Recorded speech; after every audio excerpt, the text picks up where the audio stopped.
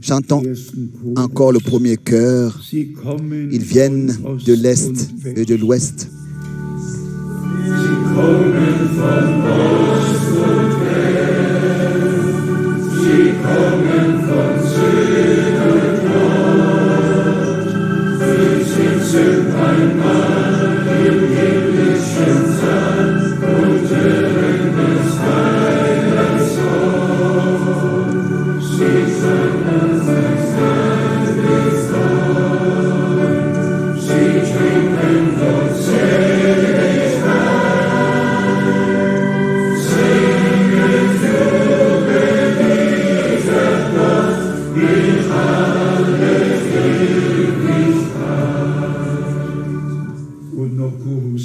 Et encore le numéro 11, n'est-il pas merveilleux?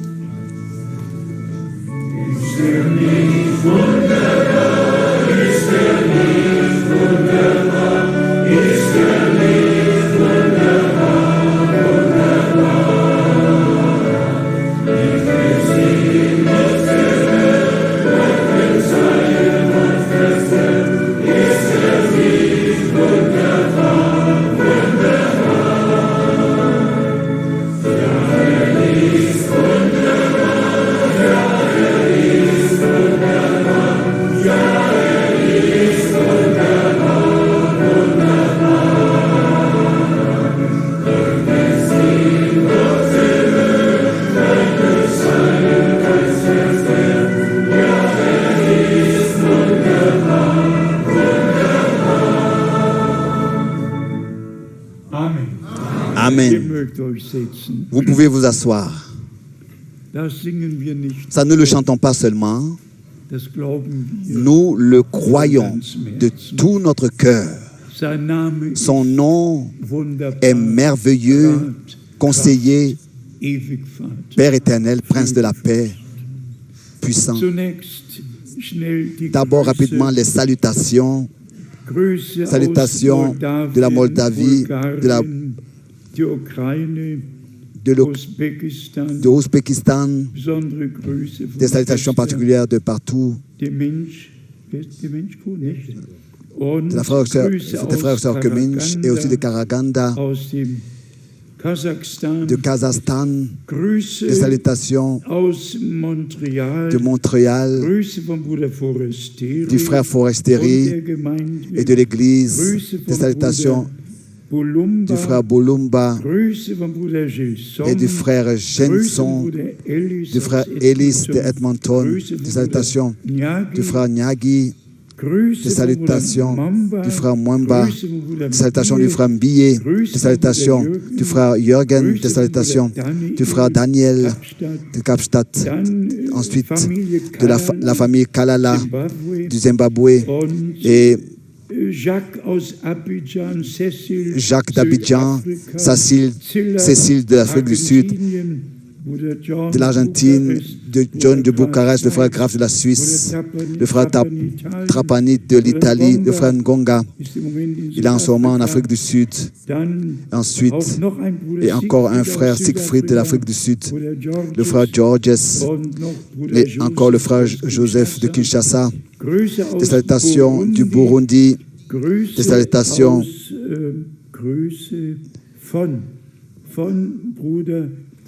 du frère Bolumba, des salutations du frère Joseph Lilanga, des salutations de Budapest, des salutations du frère Étienne Genton, avec Apocalypse 1, le verset 3, des salutations du frère Déo, des salutations du frère et sœur Odviti, de tous les frères et sœurs de la Finlande, des salutations de la Côte d'Ivoire, de la capitale de la Côte d'Ivoire, des salutations du frère Bruce de Kapstadt, des salutations du frère Funda de Daro, des salutations encore de la Roumanie, des salutations du frère Motika et les anciens, des salutations de l'Afrique du Sud, encore des salutations du frère Salomon. Il salue avec Apocalypse 19, verset 7. Des salutations du frère Silva de l'Afrique du Sud, des salutations du Portugal, Oui, des salutations du Portugal. Oui, du frère Olek et de tous les croyants là-bas. Des salutations du frère Anderson de la Nouvelle-Zélande. Des salutations du frère Thabo de l'Afrique du Sud. Les frères de Kolwezi, les frères de Solwezi. L'un appartient à la République du Congo et l'autre à la Zambie. Et des salutations du frère chauffeur, le frère Ellis de Edmonton. Il y a quelques mails que j'ai l'impression que je n'ai pas ici. Cette salutations du frère Nyagi, je l'ai dit tout à l'heure. Oui, c'est vraiment merveilleux de ce que nous sommes liés avec tous dans le Seigneur et nous savons que Dieu vraiment laisse retentir le dernier message et que tous ceux qui sont de Dieu écoutent, sont attentifs à ce que le Seigneur a à nous dire. Ensuite, s'il vous plaît, ne souriez pas. Nous l'avons ici, salutation de Montréal et de Montréal, de Edmonton. S'il vous plaît, maintenant, ne souriez pas, mais nous avons une question étrange qui, jusqu'à maintenant, en cet endroit, n'a pas été posée, mais qu'elle puisse un peu nous amuser. La question est, est-ce que des frères et des sœurs, quand ils se saluent, peuvent se saluer en s'embrassant, en se donnant une bise? Et il se réfère à 2 Corinthiens, le chapitre 13. Nous le disons ici rapidement. 2 Corinthiens. Et ici, bien mes frères et sœurs, il faut qu'on puisse dire, comme c'est important, de ne pas seulement prendre un seul verset, mais de lire le verset qui est avant, le verset qui est écrit avant, et encore le verset qui ensuite est écrit après. Alors là, il n'y aura pas de question qui sera nécessaire. Disons les deux. 2 Corinthiens, chapitre 13, au verset 11, il est écrit: au reste, frère, au reste, frère, au reste, frère, soyez dans la joie, perfectionnez-vous en allemand, laissez-vous corriger, laissez-vous reprendre, consolez-vous. En allemand, acceptez la correction. Ayez un même sentiment, vivez en paix, et le Dieu d'amour et de paix sera avec vous. Maintenant, adressez aux frères. Saluez-vous les uns les autres par un saint baiser.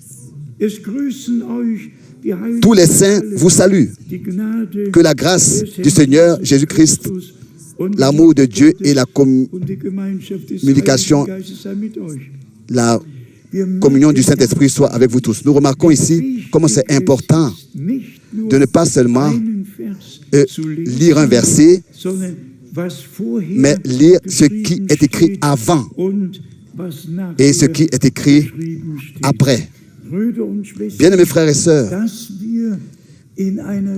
puisque nous vivons dans un temps très particulier, nous avons tous compris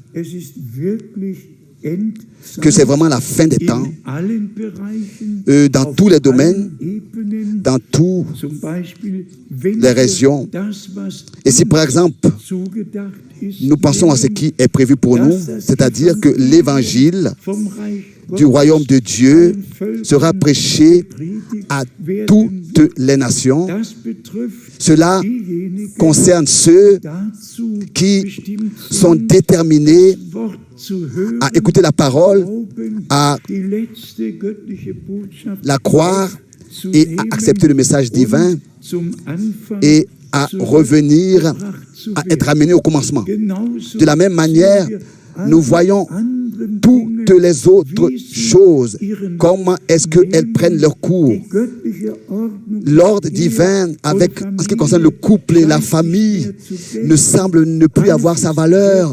Tout a déraillé et on ne sait pas où cela mène. Mais il y a une chose que nous savons, toutes ces choses-là amèneront, aboutiront là où tous ceux qui marchent sur le chemin large aboutissent, c'est-à-dire tous ceux qui n'ont pas écouté la parole et ne l'ont pas respectée et ne se sont pas laissés saisis par la grâce de Dieu. On ne peut pas changer les choses. Il y a quelque chose qui me touche rapidement et très rapidement. Aussi, tout ce qui est tout ce qu'on apprend internationalement du 27 janvier et ce qui s'est passé aussi avec Auschwitz et ce qui s'est passé avec les 6 millions de Juifs. Et je le dis pour la raison suivante, parce que cela était une question qui était dans mon cœur, qui brûlait dans mon cœur, car je savais déjà au commencement des années 50, alors qu'il fut connu tout ce qui s'était passé. Et ce qui est écrit aussi dans Genèse 12, verset 3, « Celui qui te bénit, je le bénirai. Celui qui te maudit, je le maudirai. » Et si ensuite nous pensons, disons cela ouvertement, au nom de l'Allemagne, comme crime qui a été commis, vous pouvez vous imaginer que quand on a un passeport allemand, comment est-ce qu'on pourrait se ressentir? Et alors qu'une fois, j'étais en Australie et en Nouvelle-Zélande, après une réunion, j'ai entendu qu'il a été dit d'un frère, « Écoute, tu es le premier Allemand que j'accepte et que je peux recevoir. » Raccourçons l'histoire. Cela m'a beaucoup touché. Comme tous les croyants, après la Deuxième Guerre mondiale, ça n'avait pas d'importance que ce soit dans les églises, mais les églises libres. Il y a eu des réunions de prière et des réunions qui ont eu lieu, des réunions bibliques, parce que tous nous avaient l'impression que la malédiction, nous avions l'impression que la malédiction était sur notre pays à cause du crime contre les Juifs par l'Allemagne. Et ensuite vint le jour, le 2 décembre 1962, alors que frère Branham, vraiment, du haut des cieux, a dit, frère Frank, ne t'inquiète pas, sur l'Allemagne, il n'y a pas de malédiction. Dieu va seulement appeler à rendre compte ceux qui ont commis ces crimes. Vous ne pouvez pas vous imaginer ce qui s'est passé à moi à ce moment-là. Et si nous regardons rapidement dans l'histoire, on doit simplement dire que depuis l'apparition de l'Empire romain, donc il y avait l'Empire grec, Médès, et ensuite vint l'Empire romain, et tous nous savons ce qui s'est passé en 63 avant Christ et 31 après Christ. Quelles sont les régions qui appartenaient à l'Empire romain? Et seulement ce point. Il n'appartient pas à la prédication, mais seulement ce point. Au moment où la doctrine de la Trinité fut inventée, c'est à ce moment-là que dans cette Trinité-là que pour la première fois, le peuple d'Israël fut maudit dans la formule trinitaire. Et en 321, on a interdit aux Juifs de fêter leur sabbat. Et on leur a obligé de se rassembler le dimanche. Et ils ont, si vous voulez, utilisé leur synagogue pour devenir des étapes de cochons. Oui. Et quand on voit tout ce qui s'est passé, c'est incroyable. Dans les 7 croisades de 1095 et disons des millions et des millions qui ont été mis à mort seulement parce qu'ils étaient juifs. Et le couronnement de tout était dans notre temps. Soyons reconnaissants au Seigneur de ce que nous avons, que la faute n'est pas sur nous, mais que le Seigneur va seulement appeler à répondre ceux qui ont commis ces crimes. Et c'est ainsi que nous voyons frère Branham lors de l'ouverture des 7 sceaux. Dans le 5e sceau, il a exposé que tous les Juifs qui aussi dans le 3e Reich furent meurtris et qu'ils ont revendiqué la vengeance et qu'un vêtement blanc leur a été donné et il a été dit, attendez jusqu'à que vos frères et vos concitoyens souffrent la mort ainsi. Et bien, mes frères et sœurs, ici nous avons un avertissement qui devrait nous saisir tous dans la profondeur de notre cœur. Qu'est-ce que notre Seigneur a dit autrefois alors qu'il pleurait sur Jérusalem? Luc chapitre 21 est justement le verset où la fin des temps est encore éclaircie.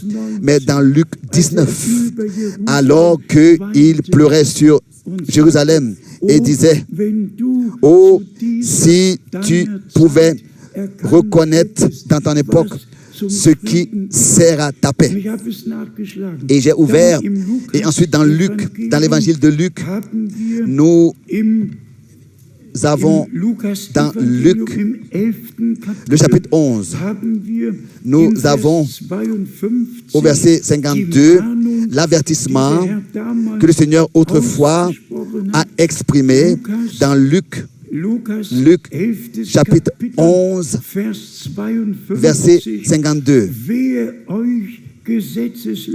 Malheur à vous, docteurs de la loi, parce que vous avez enlevé la clé de la science, de la connaissance de la science. Vous n'êtes pas entrés vous-même et vous avez empêché d'entrer ceux qui le voulaient. Ensuite, si nous voulons ouvrir dans Luc, le chapitre 7, dans Luc, chapitre 7, ici, à partir du verset 27, on peut lire où notre Seigneur a mis à sa place le ministère de Jean-Baptiste. Et ensuite, au verset 30, il a dit, mais les pharisiens et les docteurs de la loi, en ne se faisant pas baptiser par lui, ont rendu nul à leur égard le dessein de Dieu.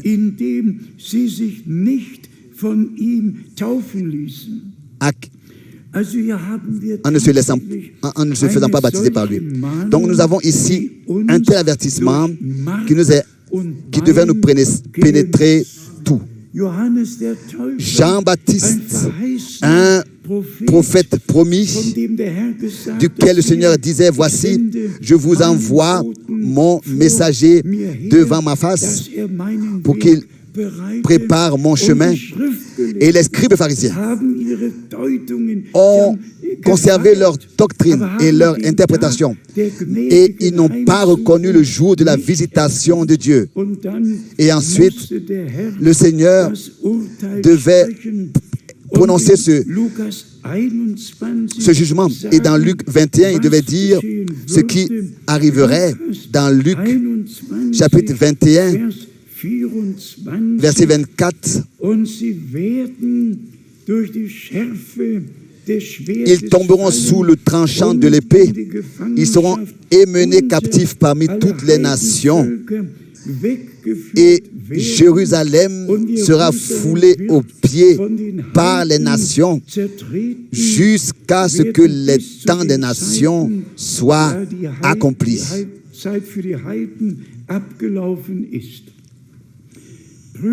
Bien-aimés frères et sœurs, qu'est-ce qui va se passer avec tous ceux qui n'ont pas reconnu le message et le messager que Dieu a promis dans notre temps et le message qu'il nous a confié? Qu'est-ce qui va aussi se passer avec tous ceux qui, eux, se moquent de ce message? Et qu'est-ce qui va leur arriver? Bien, mes frères et sœurs, de ce que Dieu nous ait accordé la grâce de reconnaître, de recevoir, de croire et de le recevoir révélé, que le Seigneur a donné une promesse qui, dans notre temps, s'est accomplie. Et c'est pour cette raison que nous sommes un peuple élu, un saint sacerdoce, un peuple de sacrificateurs, un peuple consacré au Seigneur en tant que les premiers prémices rachetés par son sang. Et ça aussi, ça a été exprimé dans les cantiques par le sang de l'agneau. Si un incroyant entend cela, lavé dans le sang, il se demande qu'est-ce que cela signifie, comment est-ce qu'on peut être lavé dans, qu'est-ce que ça veut dire, lavé dans le sang? Mais on doit vraiment aller au commencement pour savoir que la vie est dans le sang. Et il a dit, et il a appelé l'homme à l'existence, et l'homme est devenu une âme vivante. Et on doit savoir que dans le jardin d'Éden, les deux premiers agneaux ont été immolés pour que Adam et Ève soient revêtus, soient habillés. Et on doit savoir qui est celui qui a immolé l'agneau, par exemple. Abel. On doit aussi savoir que dans Exode, le chapitre 12, il est écrit que quand je verrai le sang, alors je passerai en vous épargnant. Bien-aimés frères et sœurs, nous prêchons pas seulement un message de la fin des temps, nous prêchons le plein salut que Dieu nous a acquis en Jésus-Christ notre Seigneur par sa grâce, et que lui, en tant qu'agneau de Dieu, il a versé son sang pour que nous soyons lavés et devenions plus blancs que la neige. Frère Branham a dans la prédication reconnaissez le jour et le message. Ici, à la page 25, il a dit la chose suivante. Reconnaissez le jour et le message. Page 25. En allemand. Voici le message. Vous voyez le message de l'heure. Est-ce que vous reconnaissez le message de l'heure? Est-ce que vous pouvez comprendre où est-ce que nous nous trouvons? Est-ce que vous pouvez reconnaître que le message vient de l'Écriture et il vous révèle dans quel temps nous vivons? Ensuite, citation. Jésus-Christ a reproché aux Israélites: si vous pouviez avoir reconnu dans votre époque ce qui sert à votre paix. Un jour, il a regardé de la montagne des Oliviers à Jérusalem et il a dit Jérusalem, Jérusalem, et il a pleuré. Et ensuite, auparavant, frère Branham dit dans cette prédication, et cela est adressé à nous, à la page 22,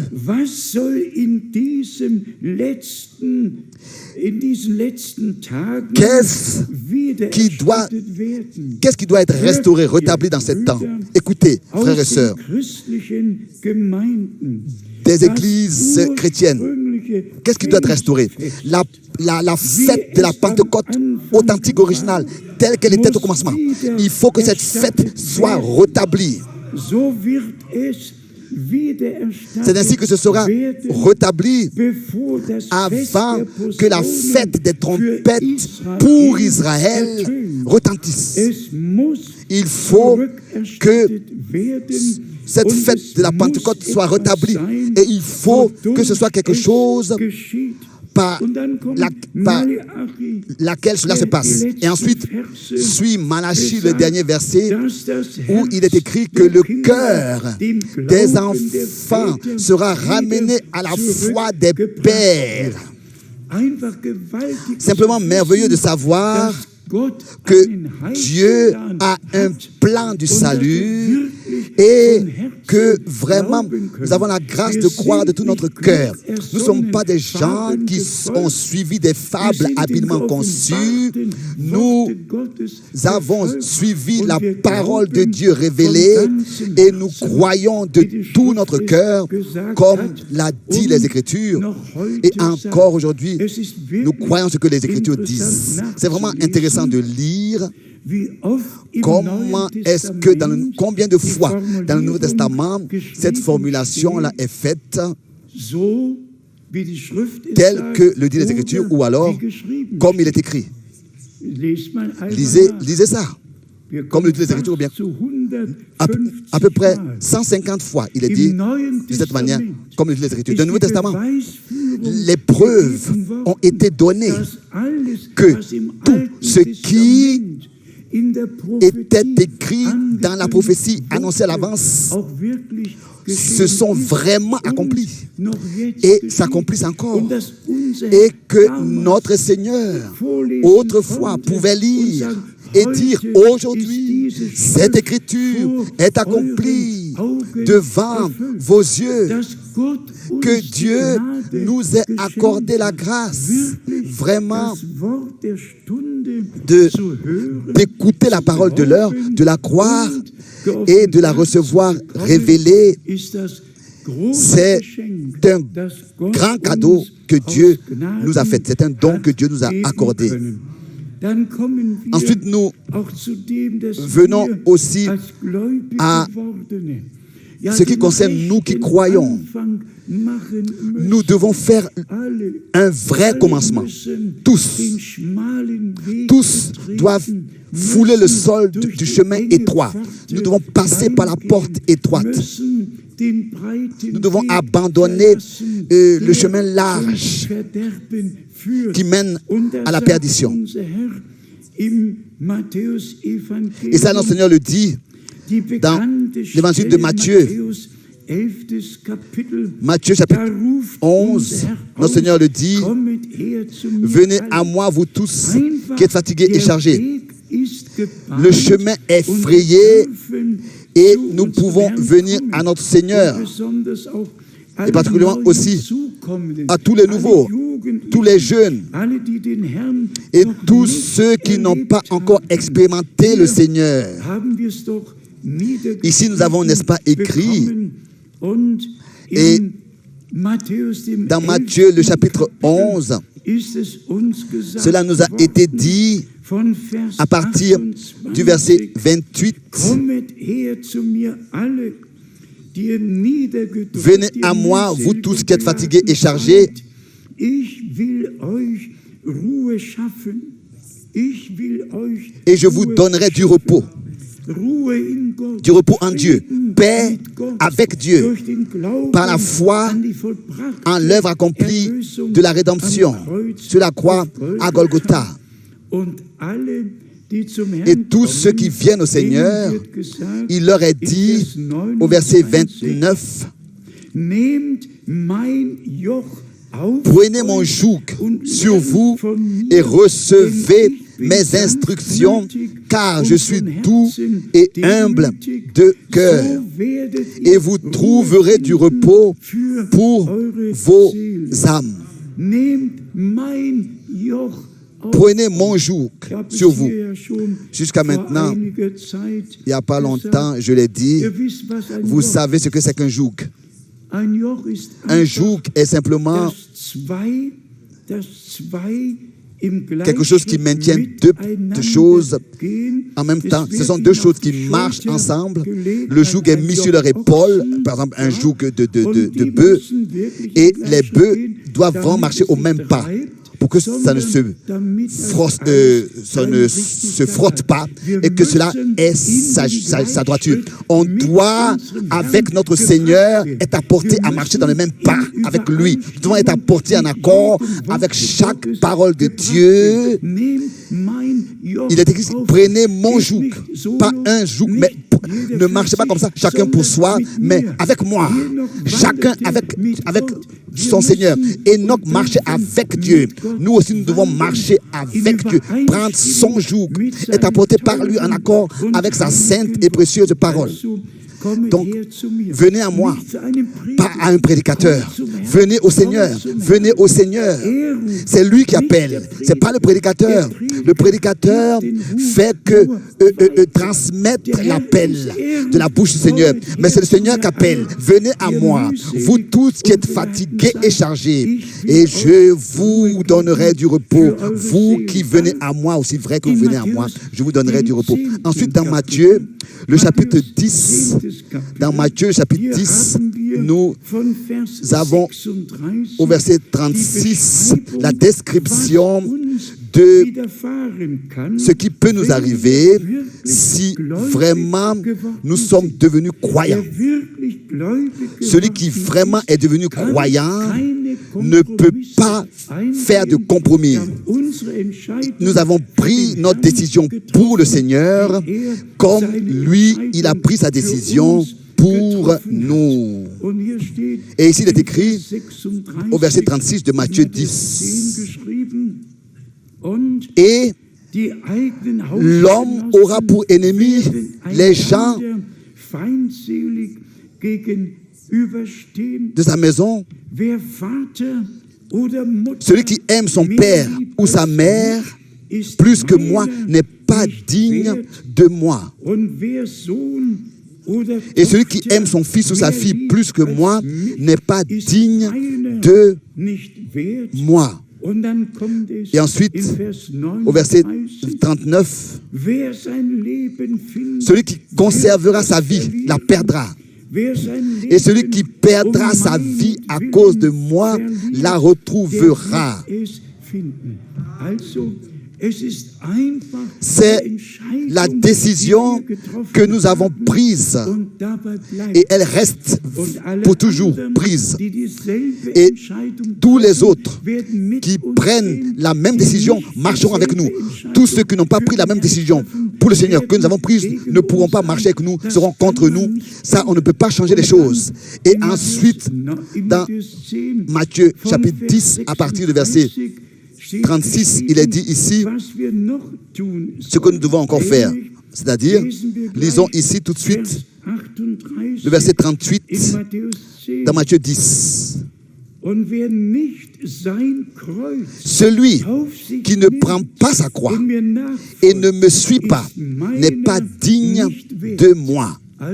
Donc, le joug, ensuite la croix, prendre sa croix, prendre son joug, prendre sa croix et ensuite le suivre. Les chemins des croyants ne sont pas comme ça sur des roses, ils sont souvent sur des épines. Mais Dieu nous a vraiment accordé la grâce que nous puissions aimer tous, même si nous sommes haïs. Et nous avons la promesse dans l'Ancien et le Nouveau Testament que le Seigneur vraiment sera avec nous et que tout ce que l'ennemi entreprend ne réussira pas. Dans Ésaïe, le chapitre 66, Ésaïe, chapitre 66, ici, nous avons au verset 2, Ésaïe, chapitre 66, verset 2, nous avons la promesse. Ésaïe, chapitre 66, verset 2. Toutes ces choses, ma main les a faites, et toutes ont reçu l'existence, dit l'Éternel. Voici sur qui je porterai mes regards, sur celui qui souffre et qui à l'esprit abattu sur celui qui craint ma parole. C'est ainsi que le Seigneur doit nous donner un cœur par sa grâce qui n'est pas endurci, mais qui dans la foi peut accepter la parole de Dieu. Dans Ésaïe chapitre, le Seigneur nous a donné la promesse qu'aucune armure qui est contre nous réussira. Dieu est avec nous jusqu'à que nous passions de la foi à la vue. Ésaïe 54, nous lisons, oui, lisons le verset 17. Ésaïe 54, verset 17. Toute arme forgée contre toi sera sans effet. Et toute langue qui s'élèvera en justice contre toi, tu la condamneras. En allemand, de mensonge. Tel est l'héritage des serviteurs de l'Éternel. Tel est le salut qui leur viendra de moi, dit l'Éternel. Dit l'Éternel. Simplement comme le Seigneur lui-même l'a promis, je serai avec vous et en vous tous les jours de votre vie jusqu'à la fin. Résumons ensemble pourquoi l'objectif pour lequel nous sommes ici et pourquoi nous sommes si heureux et reconnaissants et pourquoi nous venons nous réunir en fait de loin, de près, de l'est, du nord, du sud, de l'ouest. Il y a une parole dans l'évangile de Matthieu que nous viendrons de l'est et de l'ouest pour écouter les paroles du Seigneur. Le Seigneur a vraiment pris soin de tout. Et disons les choses encore aussi. La grâce que nous avons de pouvoir venir de l'est à l'ouest, du sud au nord, que nous pouvons le faire, nous pouvons nous réunir et que le monde entier puisse suivre en ligne du lever du soleil jusqu'à son coucher. Le monde entier apprend ce que Dieu fait maintenant. Je n'ai pas mentionné au commencement de la réunion ce qui s'est passé lors du dernier voyage missionnaire, mais c'est vraiment impressionnant de voir comment est-ce que Dieu, dans tous les peuples et dans toutes les langues, lui-même a fait en sorte que son peuple se rassemble et que toutes les prédications soient enregistrées et dans toutes les autres langues soient éditées. Aujourd'hui, le frère Hermann Henrich m'a donné une vue dans une prédication que j'ai tenue en 1971 en Roumanie. En 71, elle a été enregistrée et elle a été signée. Et il me disait, la prédication est comme si tu l'aurais tenue hier. Nous, dans toutes ces différentes années, nous avons prêché la parole, nous avons rendu témoignage de ce que le Seigneur nous a promis et de ce qu'il fait dans le présent. Revenons à ce qui s'est passé lors du dernier voyage. Même les frères de Népal, les frères du Vietnam, les frères du Cambodge et tous les frères vinrent de partout pour écouter la parole du Seigneur. Et je dois vraiment dire que tout s'est déroulé comme cela a été planifié, que ce soit les vols ou bien alors les réunions. Et on doit partout, à chaque occasion, dire ça pourrait être la dernière fois que... Et personne ne le sait. Personne n'a besoin de réflexion. On ne sait pas. Mais il est dit, si vous entendez sa voix aujourd'hui, n'endurcissez pas vos cœurs. Non, nous sommes reconnaissants à Dieu. Même l'invitation maintenant d'aller à Dubaï, à Abu Dhabi, et des endroits où nous n'étions pas au commencement, en Arabie Saoudite et tout ça, pour apporter la parole du Seigneur. La fin est partout. Les invitations sont là. Pour tout, il est pris soin. Et nous avons vraiment le devoir d'apporter le dernier message et que tous les scribes et pharisiens puissent s'en détourner, qu'ils puissent aussi mépriser le baptême au nom de Jésus-Christ et le rejeter et dire « Ah, ça c'est une fausse doctrine ». Non, la Bible dit qu'il n'y a qu'un seul Seigneur, qu'il n'y a qu'une seule foi et qu'il n'y a qu'un seul baptême. Et la Bible ne dit pas seulement cela. Ce qui est écrit dans Matthieu 28 concernant le baptême, mais elle dit aussi ce qui est écrit dans Marc 16, et ce qui est écrit dans Luc 24 aussi est important. Et ce qui est écrit aussi dans Jean au chapitre 20 est aussi important.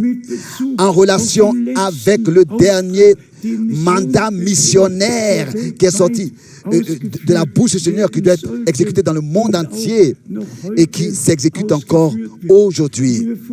Nous, comme tout à l'heure, la parole de 2 Corinthiens chapitre 13, nous l'avons lu dans 2 Corinthiens chapitre 13, et ici, on doit aller selon Matthieu 28 à Actes des Apôtres,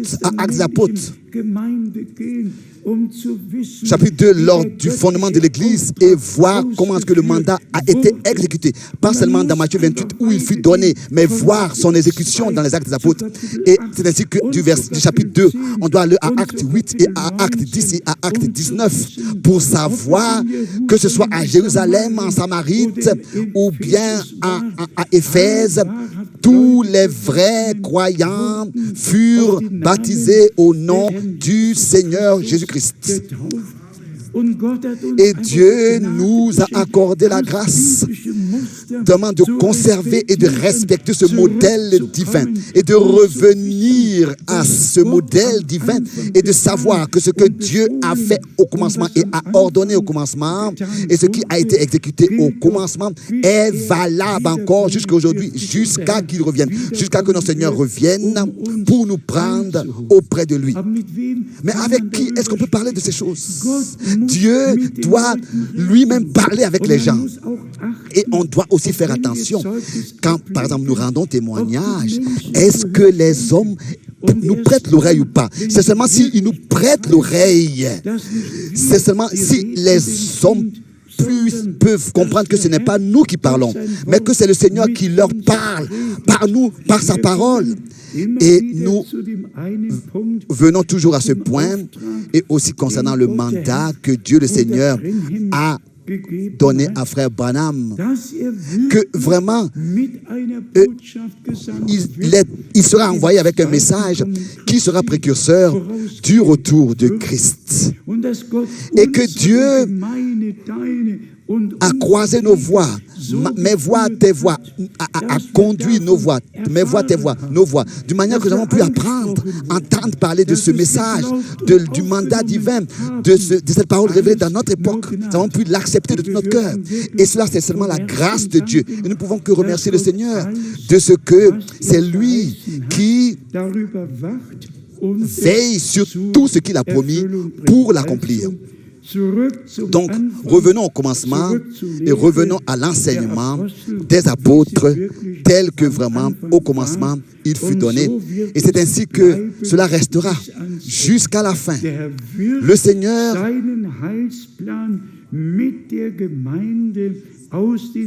accomplira son dessein du salut avec l'Église des nations et ensuite il se tournera à Israël et il achèvera son dessein du salut avec Israël. Et dans Apocalypse chapitre 7, n'est-ce pas, nous lisons deux choses. D'abord, concernant les 144 000 qui seront scellés dans Apocalypse chapitre 7. Ensuite, il est parlé du groupe, du troupeau qui doivent passer par la grande tribulation. Et malgré tout, il est écrit qu'ils ont lavé leurs vêtements dans le sang de l'agneau.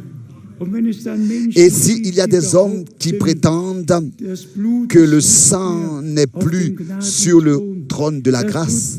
Le sang reste sur le trône de la grâce jusqu'à que le dernier soit purifié.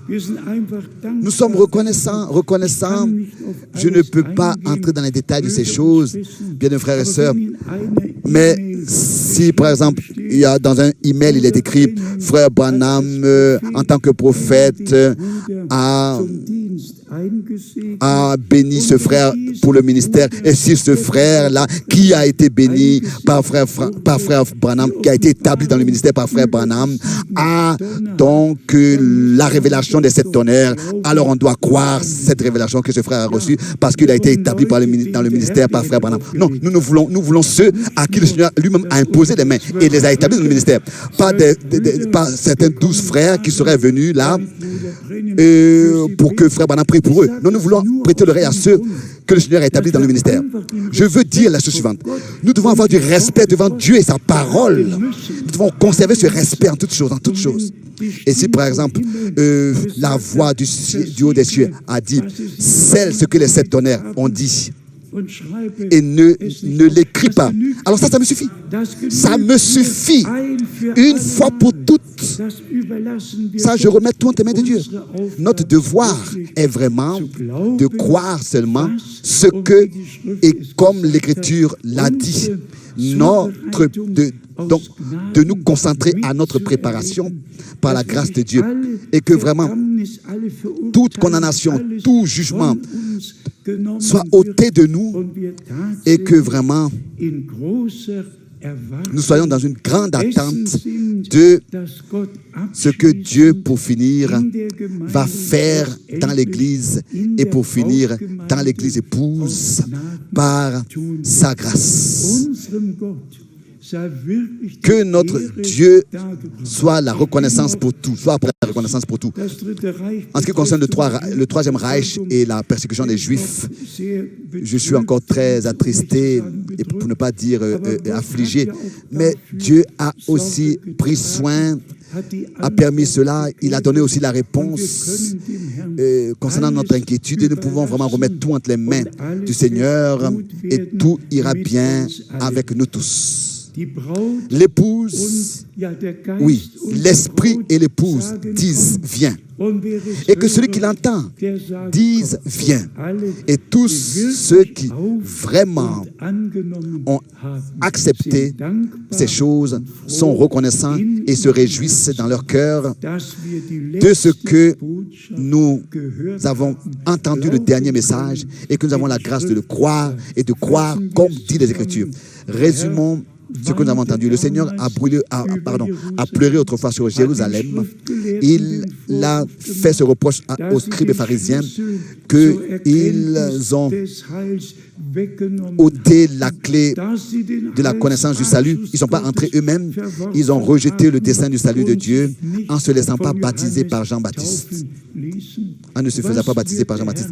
Qu'est-ce que le Seigneur va dire aux scribes et pharisiens dans notre temps? Qu'est-ce qu'il va devoir leur dire? Ils ont ôté la clé.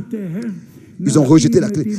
Pourquoi est-ce que notre Seigneur, après qu'il ait accordé à Pierre la révélation, il lui a dit les clés du royaume de Dieu t'ont été données. C'est-à-dire l'accès, la révélation, l'accès à ces choses, la révélation de Jésus-Christ nous met la clé de la foi dans les mains et nous avons la grâce d'avoir accès à la révélation et que ce n'est pas seulement un entretien, quelque chose que le Seigneur aurait dit, mais cela est lié à la révélation que Pierre avait reçue. Je te donne les clés du royaume de Dieu. Ce que tu lis sur terre sera lié au ciel. Et ce que tu délies sur terre sera délié aussi au ciel. Je le dis aujourd'hui à cause de ceux qui sont encore liés, qui ne peuvent pas céder, qui sont attristés, qui prient et prient, mais ne sortent pas de leur lien et ne savent pas comment les choses doivent continuer. Aujourd'hui, parmi nous, nous avons des jeunes personnes. Nous avons des jeunes personnes qui vraiment ont expérimenté la grâce de Dieu, la délivrance intérieure. Et cela peut être le jour aussi pour vous. Nous l'avons lu. Le Seigneur a dit, venez à moi, vous tous qui êtes fatigués et chargés, venez à moi. Je vous donnerai du repos, du rafraîchissement. Je vous donnerai du repos pour vos âmes. Et c'est seulement si Dieu en nous révèle le plein salut, c'est seulement comme ça que nous pourrons nous soumettre à son joug. Et c'est seulement comme ça que nous pourrons prendre sa croix et le suivre. Prendre notre croix et le suivre. Pas comme ça, une croix qu'on porte comme une chaîne au cou. Non, mais vraiment accepter toutes les difficultés du chemin et rester avec sa parole. Et tel que nous portons l'opprobre à cause de son nom, c'est ainsi que nous verrons aussi sa gloire. Et nous échangerons la croix avec la couronne. Celui qui persévère et reste fidèle jusqu'à la fin sera couronné. S'il vous plaît, qu'aujourd'hui, tous ceux qui ont des difficultés, tous ceux qui ont besoin de délivrance, acceptez cela aujourd'hui. J'ai vraiment directement cela dans le cœur. Alors que j'avais lu ce texte, que le Seigneur lui-même a prononcé de sa bouche et a dit, venez à moi, vous tous qui êtes fatigués et chargés, je vous donnerai un repos pour vos âmes. Frères et sœurs, je veux et Dieu veut que tous ceux qui dans ce temps écoutent la parole, expérimentent Dieu personnellement, expérimentent la grâce de Dieu personnellement, vraiment le plein salut, l'expérimente personnellement. Et ensuite, le message ne sera pas seulement comme ça dans votre tête de la connaissance, mais cela sera dans votre cœur, parce qu'il vous sera révélé par le Saint-Esprit. Si vraiment en toute chose, et alors vous pourrez en toute chose suivre le Seigneur, que le Seigneur puisse avoir son chemin avec nous tous. Nous croyons ce que l'Écriture dit, nous croyons ce que Dieu a promis, et nous l'avons reçu et accepté, et nous savons que le Seigneur a envoyé son serviteur et son prophète. Il lui a parlé, il lui a dit, tel que Jean-Baptiste a été envoyé comme précurseur de la première venue du Christ, c'est ainsi que tu seras envoyé avec un message qui sera précurseur du retour de Christ. Dieu lui-même a veillé sur sa parole. Comme Jean-Baptiste pouvait dire, moi-même je ne le connaissais pas, mais celui qui m'a envoyé pour baptiser m'a dit, celui sur lequel tu verras l'Esprit de Dieu descendre, c'est lui qui baptise d'esprit et de feu. Et c'est pour cette raison qu'il pouvait dire, je vous baptise d'eau pour la repentance, mais celui qui vient après moi vous baptisera d'esprit et de feu. Ça, c'était la certitude qui était dans le commencement de son ministère, dans l'exécution du mandat qu'il avait reçu. Il a dit, moi-même je ne le connaissais pas, mais celui qui m'a envoyé m'a dit. Chaque serviteur de Dieu reçoit un ordre divin, direct, un devoir, et il sait exactement ce qu'il doit faire. Et nous sommes reconnaissants de ce que Dieu nous a accordé cette grâce. Et comme nous l'avons aussi lu dans la prédication de frère Branham, Dieu a promis de rétablir toutes choses. Et c'est-à-dire comme c'était le jour de la Pentecôte, par la grâce de Dieu. Et comment est-ce que cela s'est passé? Par l'effusion du Saint-Esprit. Par l'effusion du Saint-Esprit. Et quand est-ce que cela s'est passé?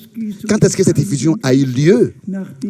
Après que le Seigneur, dans Luc 24, ait révélé tout ce qui était écrit le concernant dans Moïse, dans les prophètes, dans les psaumes, alors qu'il leur a résumé tout ça et qu'il a montré à ses disciples. Et ensuite, il a dit, est-ce que toutes ces choses-là ne devaient pas s'accomplir? Ce qui est écrit dans la loi de Moïse, dans les psaumes et dans les prophètes. Bien-aimés frères et sœurs, est-ce que le Seigneur n'a pas aussi fait la même chose avec nous? N'a-t-il pas de tous les peuples, les langues, les nations, ne nous a-t-il pas rassemblés? Ne nous a-t-il pas révélé ce qui est écrit dans les psaumes, dans Moïse et dans la loi de Moïse et dans les prophètes? Est-ce que ne nous a pas révélé tout? C'est justement pour nous apporter en accord avec sa parole et sa volonté pour que justement l'effusion du Saint-Esprit, la pluie de l'arrière-saison, tombe sur l'Église qui ne vient plus des pharisiens ou bien des scribes, mais qui est conduit par l'Esprit de Dieu dans toute la vérité, comme c'était au commencement, c'est comme ça maintenant à la fin. Et nous allons l'expérimenter par la grâce de Dieu, que tous ceux qui maintenant, dans l'enseignement prophétique, oui, sont introduits dans la parole, pour être apportés en accord avec Dieu et sa parole, Dieu a pris lui-même soin de les revêtir de la puissance d'en haut. Et cette puissance d'en haut sera manifestée. Dieu lui-même prendra soin de les revêtir de la puissance d'en haut. Et lui qui nous a enseigné toutes choses et qui a ouvert notre intelligence pour les Écritures, pour que nous puissions croire comme Dieu dans sa parole l'a dit. C'est le même qui fait le reste. Quand nous parlons de la grâce, alors nous savons ce que nous disons. Celui à qui j'ai fait grâce, je lui ai vraiment fait grâce, dit le Seigneur. Et celui à qui je fais miséricorde, je lui fais miséricorde. Dieu a veillé sur sa parole. Il nous a ramenés au commencement. Il a accordé la révélation par sa grâce et il achèvera son œuvre par la puissance du Saint-Esprit. Et personne de nous aura des manquements. Tous crieront de joie et loueront Dieu et lui donneront l'honneur. Il veille sur sa parole, il veille sur son peuple et il exécutera tout par la grâce de Dieu. À lui, le Dieu Tout-Puissant, soit la louange et l'adoration maintenant et dans toute éternité. Amen. Levons-nous. Peut-être que nos frères et sœurs, le frère Jean-Claude, et chante avec nous. Peut-être que les frères et sœurs chantent un cantique aussi. Mais nous voulons rester dans la prière. Dans la prière et dans la foi. Je voudrais maintenant déjà demander combien sont présents qui aujourd'hui veulent consacrer leur vie au Seigneur, vraiment consacrer leur vie à Dieu, qui vraiment reconnaissent que ce soir, ce jour est déterminé à ce que personne parte comme il est venu, mais que tous entendent l'appel du Seigneur, l'offre de grâce, la reçoivent pour eux. Venez à moi, vous tous, et tous ceux qui sont venus à lui. Il n'a jamais rejeté qui que ce soit. Il les a secourus tous. Il a pardonné tous. Il a fait grâce à tous. Et il n'a jamais rejeté quelqu'un qui est venu à lui. Et il est le même encore aujourd'hui, comme il était autrefois. Et il demeure dans toute éternité. Si nos frères et sœurs ne sont pas encore là, que les deux sœurs alors puissent venir chanter un cantique pour l'honneur du Seigneur. Et ensuite, nous allons ensemble prier et remettre tout entre les mains du Seigneur. Chantons, entends, crois seulement, crois seulement.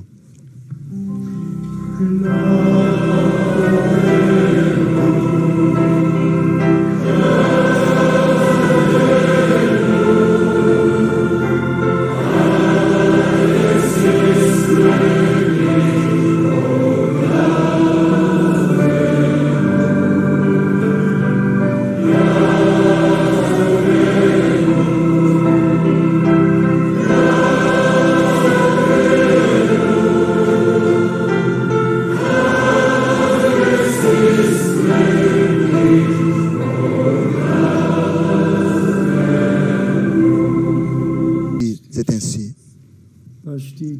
Qu'est-ce qui est écrit dans le prophète Ésaïe? Et si vos péchés sont noirs comme le cramoisi, ils deviendront blancs comme la neige. Directement au commencement du prophète Ésaïe, si vos péchés sont comme le cramoisi, ils deviendront blancs comme la neige. S'ils sont rouges comme la pourpre, ils deviendront comme la laine. Ésaïe 1, verset 18. Ésaïe, chapitre 1, verset 18. Venez et plaidons. Nous voulons, et dit l'Éternel, si vos péchés sont comme le cramoisi, ils deviendront blancs comme la neige. S'ils sont rouges comme la pourpre, ils deviendront comme la laine. Si vous avez de la bonne volonté et si vous êtes docile, vous mangerez les meilleures productions du pays. Être docile et obéissant. Nous chantons encore crois seulement, et tous ceux qui aujourd'hui veulent venir devant, peuvent venir devant. Nous allons ensuite prier.